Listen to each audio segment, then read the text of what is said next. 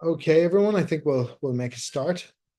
Good afternoon, and welcome to our latest webinar, where today we're going to be exploring the impact AI is going to have on ESG reporting.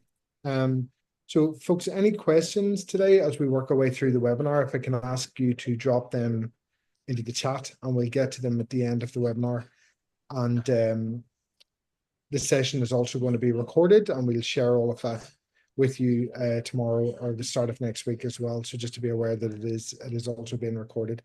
But folks, I'm delighted to be joined by Suzanne Hill today. Suzanne is the founder of AI for SMEs, and the two of us are really just going to discuss, I suppose, like the evolution of ESG and where we're currently at, and the potential impact AI is going to have on all of that, particularly the data capture and the reporting piece as well. And Suzanne will help us to wrap our heads around, I suppose, some of the key considerations that we should be aware of when it comes to integrating AI into our businesses. And of course, we're going to explore the pros and the cons. I think it's important we are aware that it's not all positive. There are definite implications there, so we need to be aware of those. And hopefully by the end of this session, you'll be taking away some practical steps, some practical next steps in terms of what you can all do within your own businesses to get started on your own AI journey. Okay, so before just getting to the introductions, we're going to pop a quick poll up on screen, and I'll ask you all just to complete it. I think, look, today it would be really, really useful to know how many of you on the call today have already started using AI tools, have already started integrating AI tools into your business. So yeah, if you just take a couple of seconds there and answer that poll, please, that would be great. And we'll do the results of this. We've just got this on one other poll later. We will get the results of those towards the end of the webinar as well. Okay, folks, so just very, very quickly in terms of introductions, many of you will maybe know by now, my name is McEvoy, and I'm one of the co-founders of SustainIQ. SustainIQ is the all-in-one ESG and sustainability reporting software solution. Basically, we make it easy for our customers to capture their data and report on their ESG performance to their many, many stakeholders who now require lots and lots of information on their ESG performance. And we're particularly passionate about helping our customers, I suppose, take a more data-driven approach to their ESG strategies, particularly around those big investment decisions to do with net zero as we start that transition. So a little bit more about us later, but I want to introduce you all to Suzanne Hill. Suzanne, delighted to have you joining us today. If you wouldn't mind just introducing yourself, your business, and the services that you guys offer over at AI for SMEs, that'll be great. Okay, thanks, Liam, and thanks for asking me along today. So at AI for SMEs, we provide training and masterclasses in AI for business leaders from a non-technical background. So basically simplifying the entire process of AI implementation. And we very much approach things from a business perspective rather than a technical perspective. And we'll get into the discussion of that later on as well. And Suzanne, just quickly, are you seeing like a bit of a peak in interest from businesses around AI and how they could potentially be using it? Not just really in relation to ESG, just the wider sort of business requirements. Yeah, I think there's been really a marked uptick in interest in companies, and I think that people are starting to realize that this is really it's really important. It's not going away. That the technology is developing very rapidly, and everybody's basically in a race. So starting that race is very important. I think AI is it's unlike anything we've ever seen before in that many companies in the past have seen things like even like ESG or sustainability back in the day, and it's taken them a while, maybe the journey and the evolution taking ESG. You know, it started out as waste management and moved on to sustainability and CSR and then ESG. And that whole thing took about 20 years to evolve. I think the big thing with AI is that if you think about that 20-year evolution crammed into about 2 years, and that's really what we're talking about. It's, you know, there's no time to sort of waste or sit and wait and see what happens, because the gap between people who have adopted AI and people who haven't is going to be so big that it would nearly be impossible to catch up. So it's actually getting to the stage where it's really urgent to actually take measures to start looking at AI and looking at how you can implement it across your company. No, look, honestly, we're the same at SustainIQ, and I think I'm really looking forward to getting into this discussion today. I think, though, one of the things, and again, I know we spoke about this previous as well, there is a lot of confusion around it, a lot of concern. So I think it'll be good to get into it a little bit more and just get a wee bit more of an understanding around what it all actually looks like for business. But folks, very quickly, I just to set the scene a little bit, thought it would be useful to kind of recap a little bit on the ESG journey to date, where we're currently at. And then I think that just kind of allows us to sort of slide into the session around how AI is potentially going to impact it going forward. So look, ESG, sorry, got so many letters, isn't it? ESG has been around for decades now. But I think, look, for most of us in business, it really started to impact early 2000s, mid 2000s, with a probably a strong focus on environmental management, environmental sustainability. And I think certain sectors probably felt that more than others, certainly construction, those working in the public procurement space. And then I think around 2012, we started to see a bit of a shift towards social value, maybe more so around the people bit, apprenticeship placement opportunities, all of that. And then towards 2018, I think, again, we've seen another shift towards governance and responsible procurement, responsible supply chains, all of that. And businesses having to kind of start to report a little bit around that and demonstrating they've got kind of robust policy, robust procedures in place, certainly around things like modern slavery and so on. And then, you know, fast forward into the 2020s, and we're seeing it almost come full circle again with regards to the environmental side of things, with a big focus on carbon reduction and net zero. So I think when we look at ESG in 2025 in particular, and the journey that it's been on, it's no longer a one person or even a one department job. It has just evolved. There's so many stakeholders now that want access to this data. Before, it was heavily required for regulatory sort of compliance, I suppose. But then those commercial drivers, you know, even in the UK, if we look at the legislation, you know, we've now got things like Streamlined Energy Carbon Reporting, ESOS, Energy Saving Opportunities Scheme, and then a couple of weeks ago, we've the Procurement Act that's been published that's taking sustainability and social value within the UK public procurement space to a whole new level. And then within the EU, we've got things like CSRD and CBAM setting the scene. Now, there's been big announcements there from the EU over the last couple of weeks where they've kind of scaled back a little bit, but the legislation still exists and it's still impacting larger companies. And there's a lot more legislation coming, but those commercial drivers continue to rapidly evolve. You know, the clients want access to the data. Investors want access to the data as they complete due diligence to make sure they're not investing in a business that is damaging the environment or harming a local community somewhere. So more and more stakeholders want more access to the data. And, you know, it's probably more important than ever to have access to accurate, reliable data that you can stand over, and that you are actually doing what you say that you're doing. So it has evolved. It's much bigger than one person now or even one department. Digital tools like SustainIQ are now needed by businesses to help them with the data capture and the data reporting piece. And I think, Suzanne, that's probably where the AI piece is starting to come in terms of, I suppose, increasing the speed at which we can get access to this information, and how we can start to make sense of it. But I suppose, look, my first question maybe to you today would be around, you know, those guys on the webinar today. that are maybe thinking about AI and how they, they might be interested in looking at how they might start to integrate AI tools into their business. Like where would you even start? Like where would you even start on your AI journey, I suppose would be the first question just to throw out there. I think that's probably the most common question I get asked is, where do we start? And the irony of the situation is that there's so much information out there about AI, but it's nearly, I think that we're at information overload point.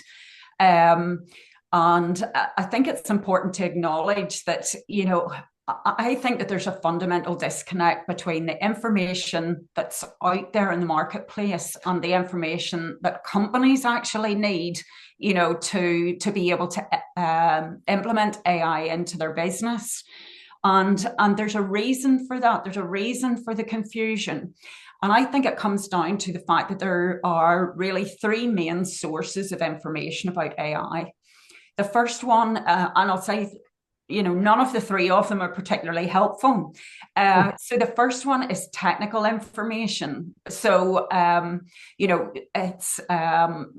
it's all tech speak. And really, to the average business person, that doesn't mean a great deal. And you get people who are kind of, I suppose, nerding out on the terminology, the machine learning, the neural networks, the deep learning, all of that stuff. And if you're a business person and you're sitting in a company and you're responsible for strategy, all that stuff goes over your head. And, every week it seems that some of the AI companies are releasing new models and, LinkedIn and the internet goes into meltdown. And meanwhile, businesses are sitting looking at it thinking, what are they talking about? So the whole picture of technical information, I think, leaves people confused. And then another source of information is coming from the AI vendors. So there are actually, people are very familiar with things like ChatGPT, but there are actually over 14,000 AI tools on the market. So, everywhere you go online, you're being bombarded by ads from all these different vendors. And, it just leaves you completely overwhelmed. And you think, I don't know where to start with this. I don't know which AI tool is appropriate for my requirements. And, people can then start to make decisions that are more technology driven. Through the ads that they see, or they buy Microsoft Copilot licenses for everybody. Nobody's had any training. Nobody knows what to do with them, and it's costing the company a lot of money. And then so that sort of leaves people feeling very overwhelmed. And then the third source of information is hype. And there is so much hype around AI. It's unbelievable. So on the one hand, they would have you believing that, everybody's going to lose their job. All the companies are going to close, and then we're all going to be murdered by the office coffee machine. So it's just, so between these three sources of information, the entire picture for companies and for a non-technical person in a company is very confusing. So, but you have to remember that AI should always be strategy driven rather than technology driven. And I think that that's a kind of a core misconception that people have. So maybe if you want to reframe how you're thinking about AI, and look at it from a business perspective, there are three different types of AI. And the first one is automating processes, which is known as robotic process automation. So this is all about automating repetitive tasks that are, high volume, low value, and all the admin drudgery that people really hate. So that's robotic process automation. That can be actually either hardware or software. So the hardware part of it is like your little robot hoovers and your Amazon delivery robots. It could be Internet of Things sensors. It could be drones as well. So that's kind of the hardware side of it. The software side is basically a program that automates a process within your company. And so the second type of AI then from a business perspective is gaining insights from your data. That's known as cognitive insights. So this is all things like, taking your data and using it for forecasting, predictive maintenance, customer insights, sentiment analysis, things like that. And then the third type of AI is all about improving engagement with your colleagues, customers, and community. And that's known as cognitive engagement. So I think from a business perspective, if you're from a non-technical background, framing the different types of AI in, through those three types, the robotic process automation, the cognitive insights, which is gaining insights from your data, and improving engagement, which is cognitive engagement. It's a much easier way to reframe what AI is and where it fits within your business and your business processes. So that is actually really interesting. And you've raised a couple of really good points there. And one of them actually would be around the fact that most of us doing our job day to day, we aren't techies. I might be one of the co-founders of SustainIQ, but my background is sustainability, working in industry. And so the vast majority of us maybe sitting day to day, or we're wondering how this is going to impact us. So I suppose, like, when you look at non-technical roles, Suzanne, within a business, like ESG managers, HR managers, health and safety, commercial roles within a business, like how do you see this as companies start to integrate AI tools into their business? How do you see this start to impact those roles and actually the skill set within a business? So this, in terms of AI implementation, this is huge and it's hardly ever talked about. The big focus is on the technology and the AI tools. And the way I try to explain that to people is, if you give 10 people a paintbrush and you ask them to paint a picture, you would get very different results from all of them. One could maybe paint a masterpiece, and there might be four who just, end up in disaster and complete mess. So the question then, if you equate the AI tool with a paintbrush, so the question is not, what type of paintbrush should I use? It's how do I learn to paint? Because it's the skill, AI magnifies what's already there. So if you have very skilled people who are really good at their roles, AI is going to be fantastic for those people because it will augment and enhance their skills. But if you are, for example, I think one of the biggest misconceptions around AI implementation is that, and we talk about digital transformation, and that puts the focus on the AI tools, but actually what you're talking about is organizational transformation. Wow, yeah.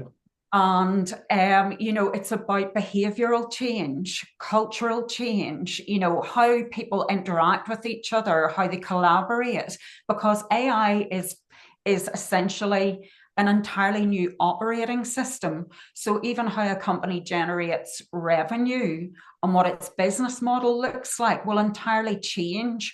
And this is one of the things that, that say I focus on the courses that I do, is that it's not enough to just choose the AI tools. You could have an infinite budget for AI tools and have all the right stuff in place.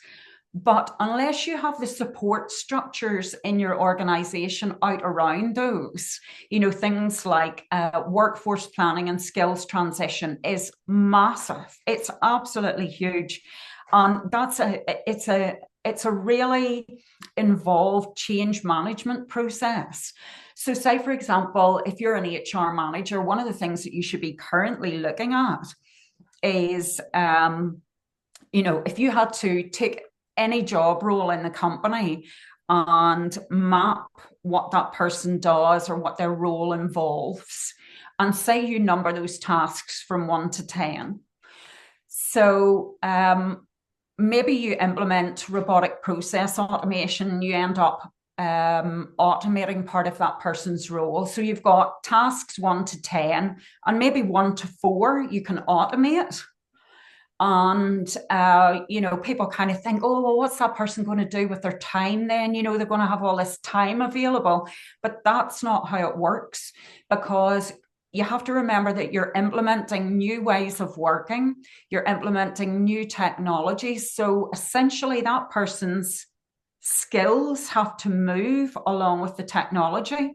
So they might not be doing skills 1 to 4 anymore, but their skill set that they currently have might move from 5 to 13. So, skills 11, 12, and 13 are all new to them. And this is where training comes in. So, and then, as you get further down the line, maybe 6 months or 12, maybe not even as long as 12 months, then you might be automating skills 5 and 6. And again, that person's skill set has to transition forward. So if you are an HR manager or HR director in a company, you maybe have 200 staff, and all of a sudden you think about, well, what portion of that person's role can be automated? What portion could be augmented, where they can, do more with the time that they have and the tools that they have?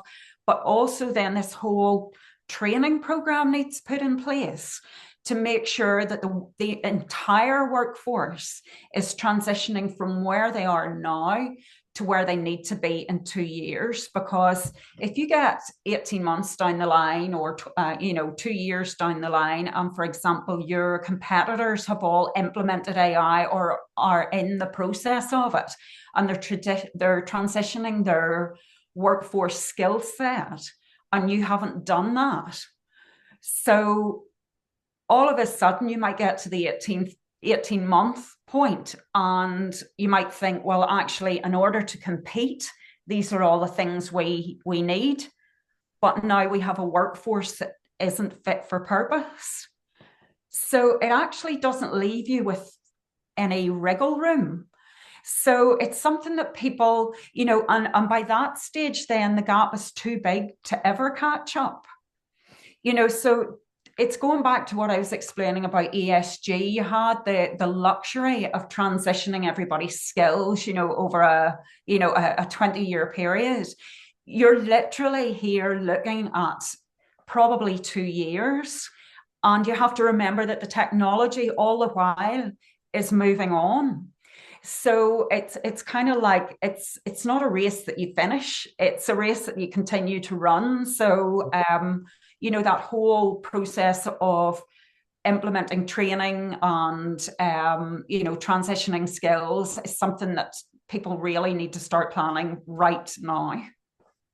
I mean, therein lies the risk and opportunities for businesses, because there's no doubt opportunities, but actually I never thought about those risks associated with doing nothing.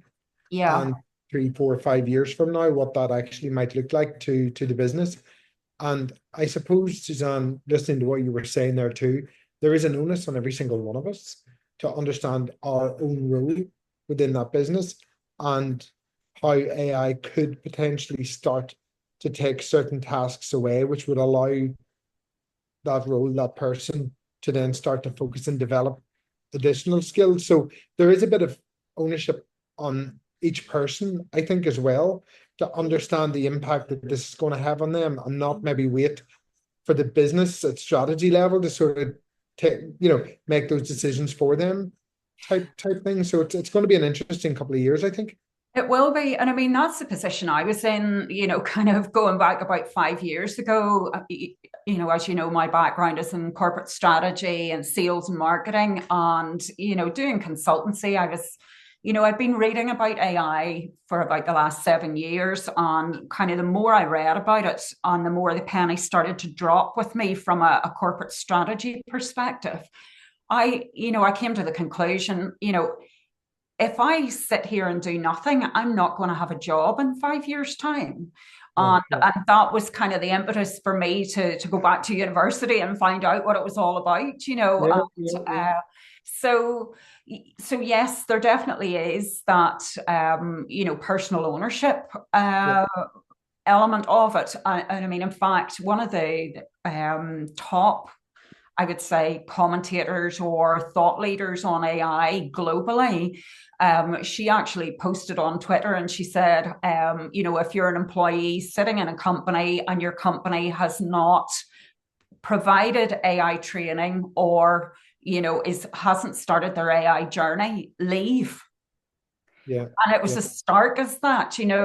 But the reverse of that also is that I think that companies underestimate the leverage that AI and AI implementation can give them from an organizational perspective on attracting talent, yeah, you yeah, know, and building that into their brand. And I mean, there's all these kind of, and I know certainly, say, take for example, in construction, the apprenticeship schemes that are being run, and in other industries.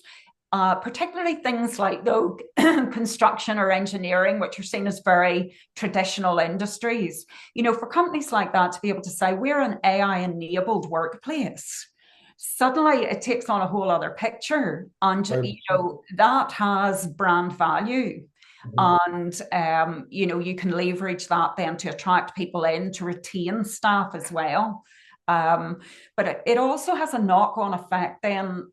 If you think about different industries like construction or engineering or whatever it might be, and you probably have partnerships set up with the local colleges and further education colleges, universities and whatnot, even local schools.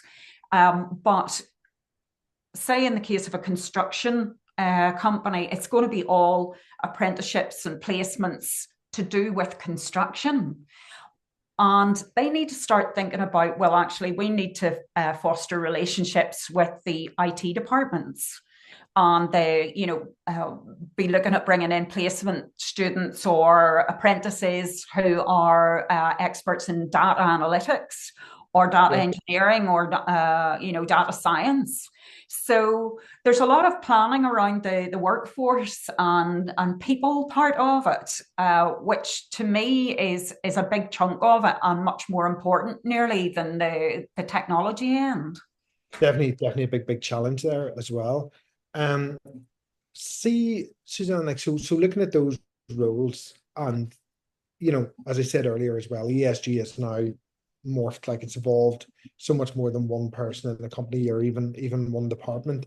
I suppose, like, are you able to set the scene a little bit in terms of what the future might look like with regards AI Mm-hmm. helping businesses report on Mm-hmm. their ESG performance? Can you sort of set that scene out a little bit in terms of what that might look like, from the data perspective, and also from the value that they then can start to get out of it, which I think in some cases today, the data it is being utilized, but maybe not to its full potential.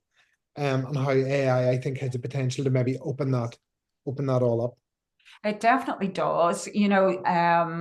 So take for example, your customers that are using SustainIQ, they're already well down the line here because data is crucial. Okay. And it's quality of data as well as quantity of data. And the more data that you have, the more accurate your insights are going to be. Brilliant. So having that sort of repository of quality and quantity of information is a really, really good start.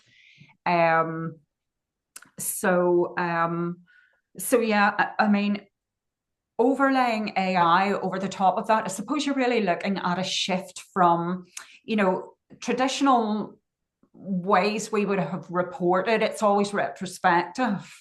That you have an ESG strategy, and you execute that strategy throughout the year, and at the end of the year, you report on your how you have performed. Well, what AI does is really shift the focus from being reactive to being proactive. It's providing information in real time, which allows you to adjust the path along the way. Maybe you're underperforming in a certain area, and it allows you to take then proactive measures to make sure that you're going to fulfill your KPIs by the end of the year. So in effect, AI is it's allowing much better insights, forecasting. It's allowing you to predict things in advance.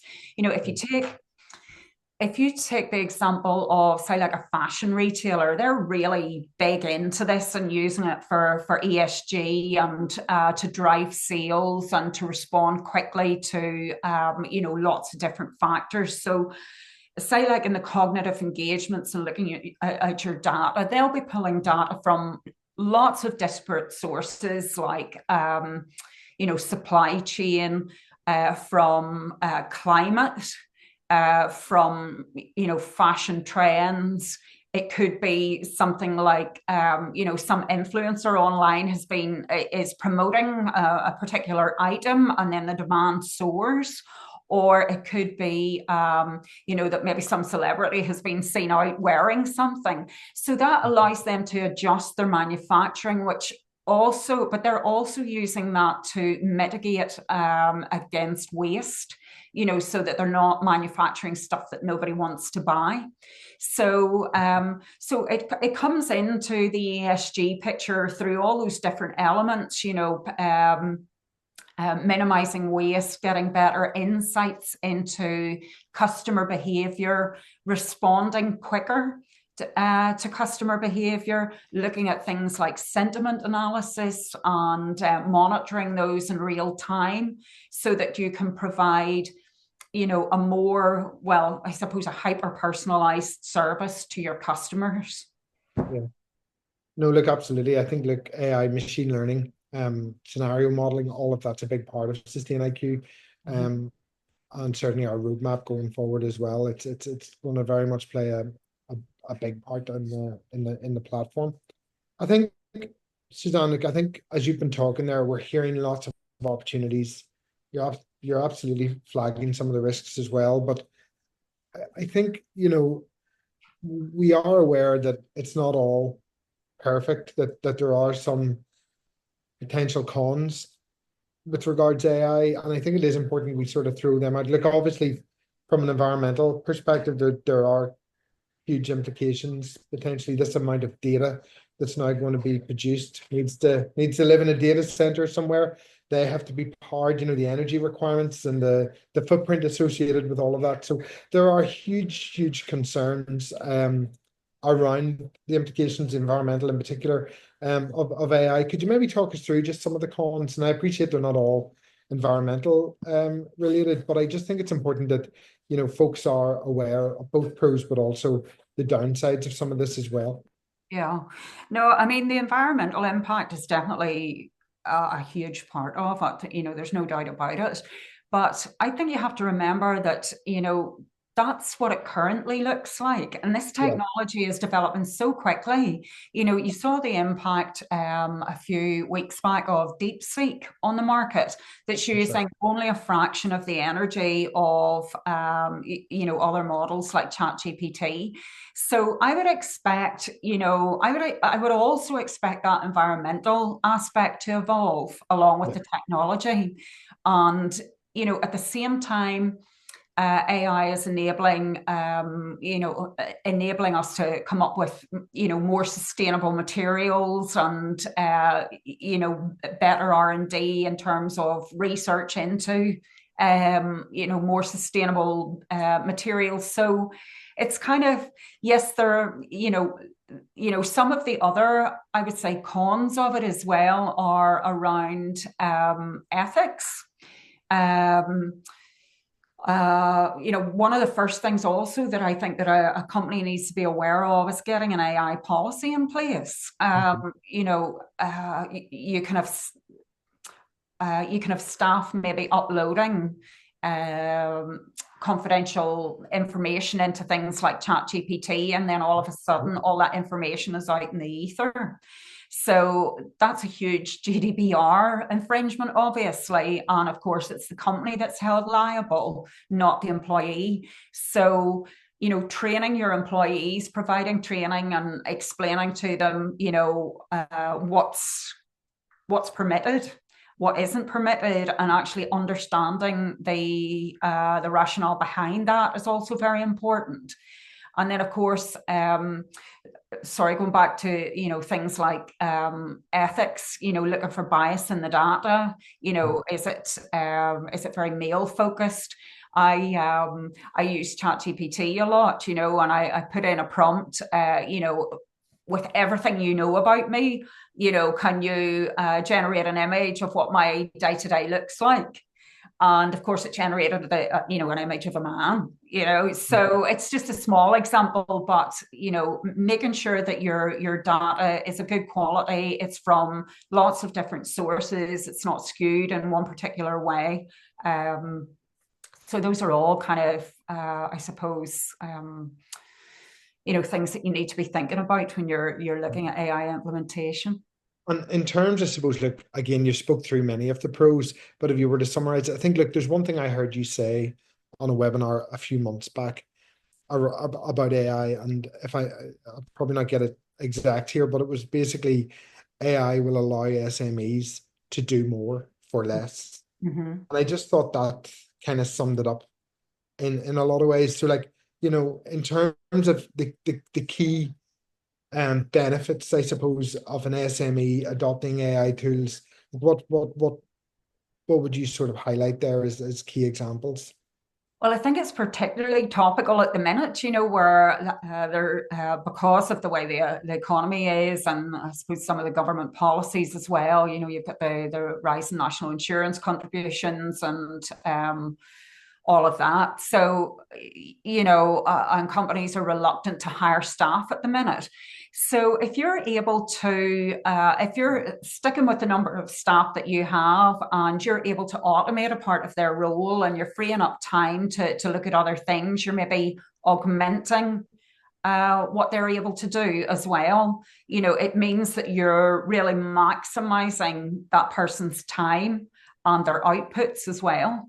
So, I think that that's the big advantage of implementing AI, particularly at the minute when you really are looking at your resources and thinking, well, how can we grow as a company if we can't, hire more staff or, invest in whatever it might be, So, I think that's a big benefit for SMEs, actually, to certainly, at least, if nothing else, start to explore that potential opportunity and find out a little bit more about how it might actually benefit them in their business. Guys, we're going to throw up, I think, just one last poll quickly. I'm just conscious of time, and just one more question to throw at Suzanne before we wrap. So just one last poll, just for those of you on the call today that have already started your AI journey, just to get an idea, what stage are you guys at? Maybe you haven't started, maybe you're just starting out, maybe there's some of you that have actually fully embedded this within their business strategy. So if you don't mind, just a couple of seconds there just to complete that poll, it would be really, really useful. Okay, Suzanne, so look, can you believe it? Like it's a big topic, a very big topic, and not an easy one to cover in 45 minutes. But it's really good to get that sort of overview, a bit of a taster in terms of what this all might look like in the months and years ahead. At our SustainIQ webinars, Suzanne, we always try to give people some practical steps, I suppose, that they can take back into their own businesses tomorrow, maybe when they get back into the office and log in. Like, is there any hints, any tips, any practical steps you could maybe share with us today that folks could take note of, that would allow them to start their AI journey within their own businesses? Okay, so I would say the very first step would be to get an AI policy in place. This sets out then very clearly for employees what tools, AI tools are permitted, which tools aren't permitted, what type of data can be used, making any data that's put into things like ChatGPT, making it completely anonymous. And I suppose just laying out some of the guidelines, to make sure that employees are aware of what they can and can't do, because that's very fuzzy. And if that's not clear, then they just use AI on their own devices. And you have no control then over what type of information is being put into those. So I would say get an AI policy in place. The second thing would be, look at your overall at your business, and carry out maybe an internal audit of processes. The whole purpose of implementing AI is either to help you achieve your business objectives or to help you overcome barriers that are standing in the way to achieving your objectives. So, carry out an audit of your processes. Look at where the bottlenecks are. What are the quick wins that you could have? And, then look at AI tools that could help you overcome those bottlenecks. So that would be the second thing. The third thing would be to check out training and providing training for your senior team of people who are involved proactively in setting the strategy is very important. And then also, training for your employees on AI literacy.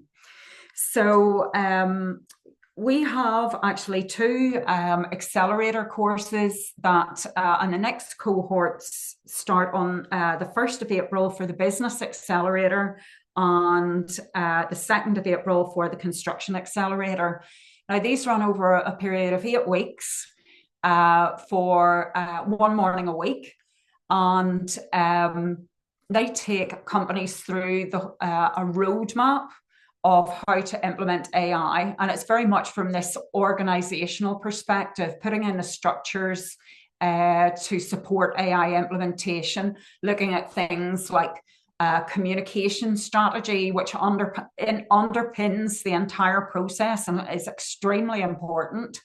Aligning your AI strategy with your overall business strategy, looking at the implications for leadership, putting together cross-functional teams, mapping how that's going to impact your workforce, looking at ethics and compliance, and then how you take that forward and mapping out a step-by-step process for your company. It takes you through a roadmap. It supplies you with checklists and templates. So it's really about simplifying the process of AI implementation. So those would be my 3 steps. The first one, AI policy. Second one, internal audit of processes, and then to undertake training.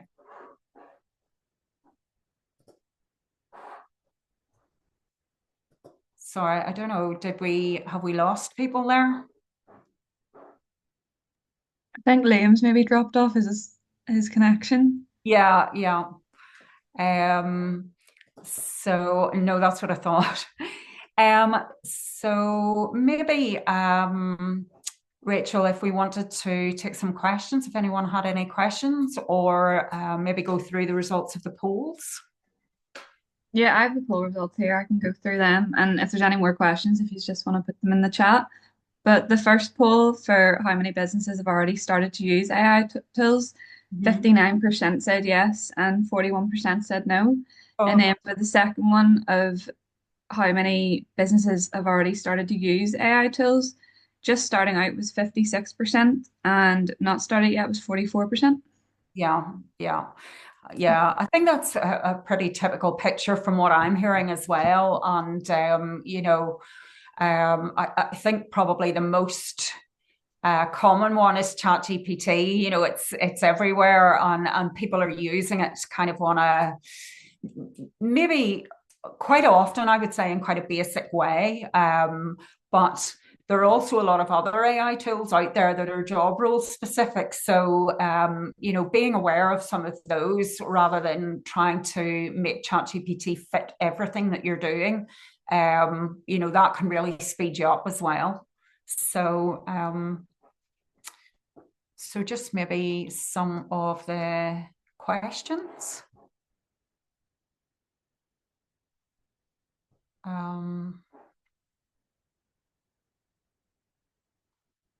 Okay, so what are some of the courses or training you can recommend in starting AI and ESG? Well, again, I would signpost you there to check out my website, aiforsmes.com. The Business Accelerator course could help you to implement AI across ESG. If you're in the construction sector, then the Construction Accelerator course. But one thing I would say is that, you don't do one course with AI and then it gives you all your answers.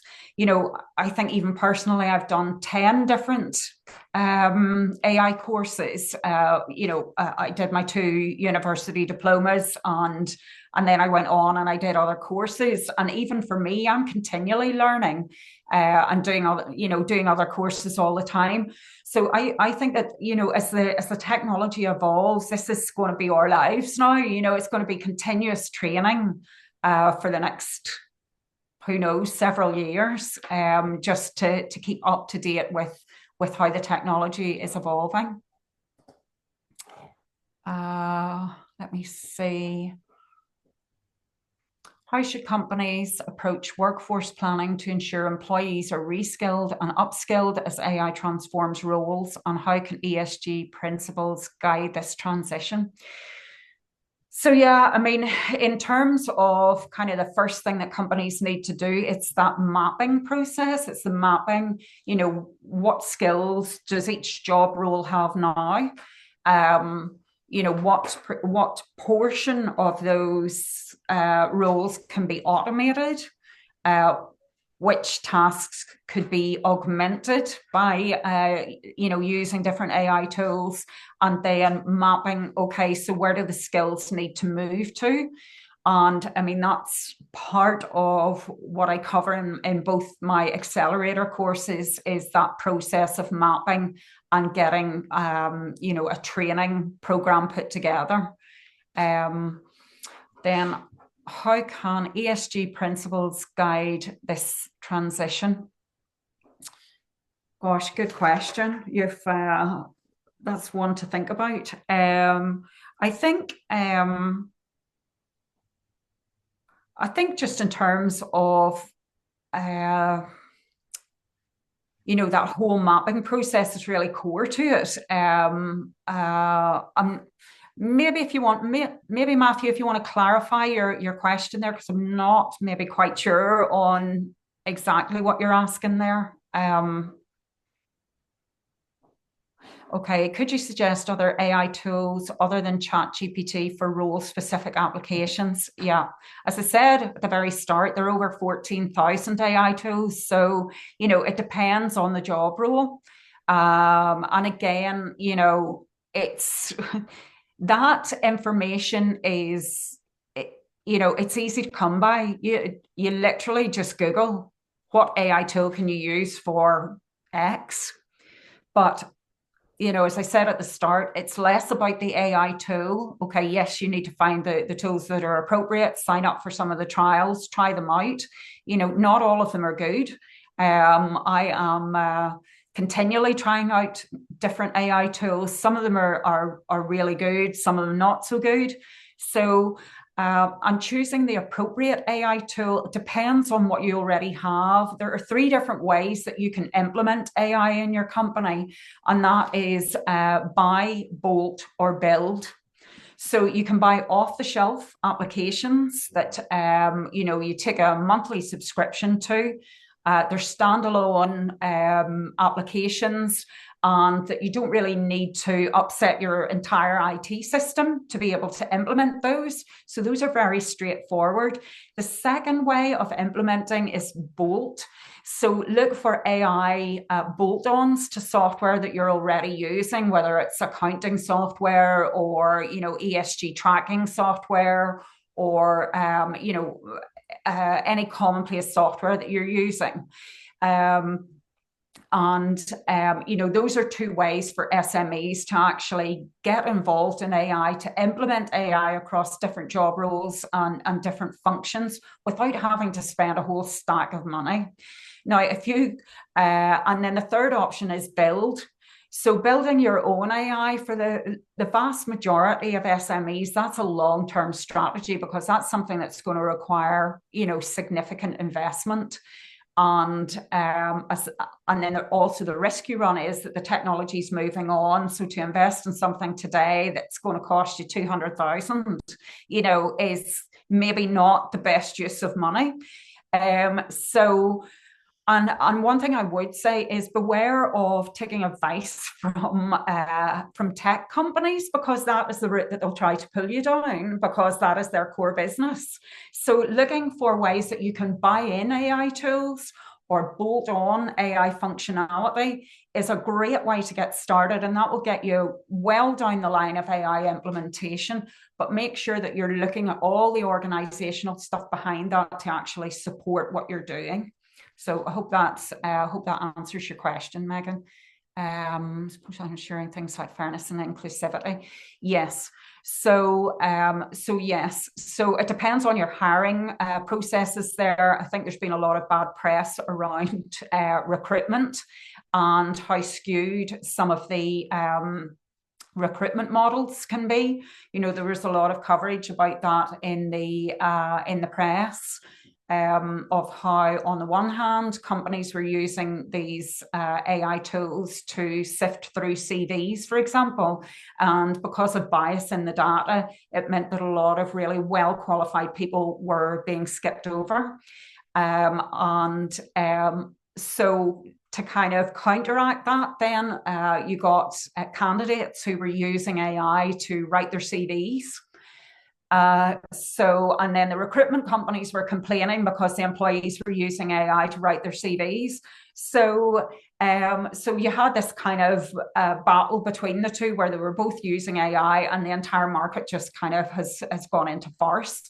So yeah, I mean, you have to be very careful about things like that around recruitment and the whole HR piece. So Liam's back. I'm back. I'm sorry about that, Suzanne. I lost my signal and my laptop went into meltdown. So thankfully you kept. That's okay. It went very quiet for a while there. So. Brilliant. And is there any more questions? I think we've answered them. That's good. That's good. There. Okay. Well, look, folks, again, Suzanne, apologies about that. I think, look, just to wrap things up, Suzanne, could you direct people to maybe where they can get a little bit more information about yourself, the business? And I know you've got quite a few courses available. I know you've got a lot of events kind of coming up very soon as well. So yeah, you've missed that bit. So yes. So signposting people towards the 2 accelerator courses on AIforsmes.com. And please feel free to connect with me on LinkedIn. And if you have any more questions, do feel free to drop me a message. And, I'll be happy to answer any questions you might have. No, that's brilliant. And folks, again, just to wrap us up as well, SustainIQ with an all-in-one ESG platform. We've got our 4-pillar methodology, over 250 data capture points, covering all aspects of ESG. So we've taken the pain out of what it is you need to record, and we've set that all out for you. Look, we're working with lots of companies right across the UK and Ireland and beyond, across quite a few sectors, including construction and manufacturing. So lots more on our website as well: resources, ebooks, customer testimonials, and so on as well. So I'd encourage you all just to go and have a look and have a read. And again, if you'd like any more information from us about SustainIQ, or you would like to request a demo, give us a shout. But Suzanne, I would just like to thank you again for coming on today and chatting through all of that with us. It's a fascinating topic. It's a hot topic, so it is so good to get a little bit more insight from yourself. So thank you so much. Thank you. Thanks for asking me along. And thank you for running the show there for a while. Whenever whenever things went quiet. But folks, there's a few more questions in there. We'll get those answered tomorrow, and we'll send them out via email. Rachel and the team will send out an email to you all tomorrow, or maybe it'll be the start of the week, maybe Monday, with a recording of today's session and some more resources as well with a little bit more information. So thank you all for attending. Really appreciate you taking the time to join us today. I look forward to seeing you all again at the next webinar. So until then, thank you so much. Take care. Cheers. Bye. Thank you.